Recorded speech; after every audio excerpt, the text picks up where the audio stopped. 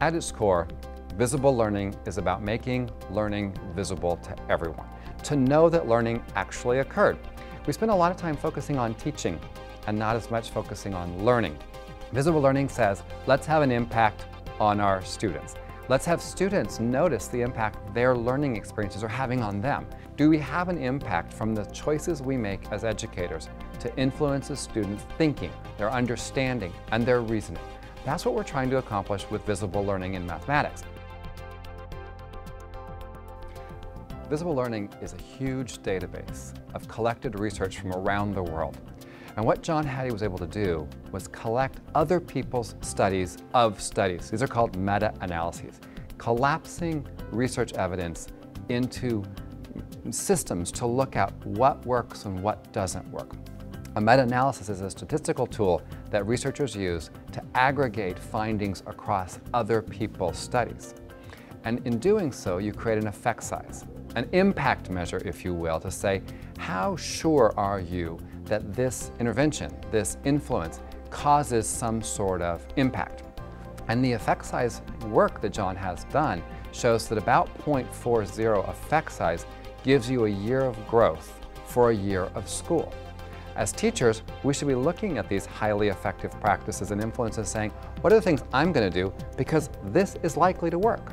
But it's knowing that impact. So it's knowing about it, knowing what you need to work on next. It's knowing what you prioritize.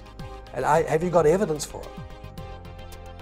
Think of visible learning as two sides of the same coin. On one side are what effective teachers do, and on the other side are what students should be able to do. Effective teachers are able to communicate their learning intentions clearly. They have challenging success criteria. They teach their students a wide variety of learning strategies, a toolkit, if you will. They understand and notice when students aren't making progress. They provide feedback, and especially they understand the impact that they have on their students' learning. Is it time to do some surface level work with them? Or do I need to move to more deep level? And at some point, we want them to transfer to unique situations.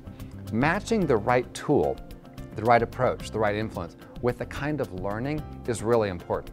We need to understand that students move through these phases of surface, deep, and transfer of learning. So in that planning process, we need to consider and align the strategies that work best at the right time.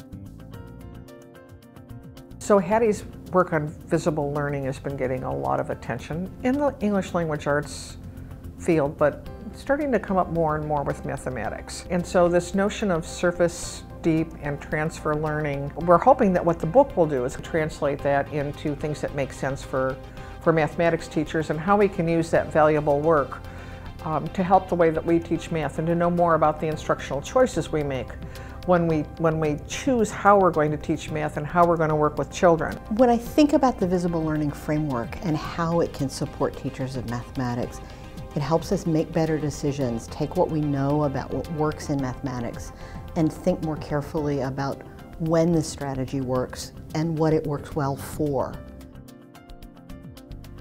Our role as teachers is to make sure that every child can be successful in math class. And in order to do that, one of the things we've been thinking about as a mathematics community is this idea of formative assessment. And how do we monitor student progress? How do we know where children are, where they've come from, and particularly what kind of feedback we need to give them so that their learning is visible to us, so that their learning is visible to them, and so that their learning is something that the students own as much as the teachers. And this work with visible learning in mathematics really brings a powerful tool set to complement what we know about mathematics in particular with the broader research about how to help children learn. Our job is to help kids actually exceed what they think they can do. Our job is to help them realize that they can do better than what they thought they could do when they walked into this classroom. Now that's when you get true impact. Every child has the opportunity of being excellent. You can give excellence to all kids. We can deliver on that. This starts from a simple premise. Do you know your impact?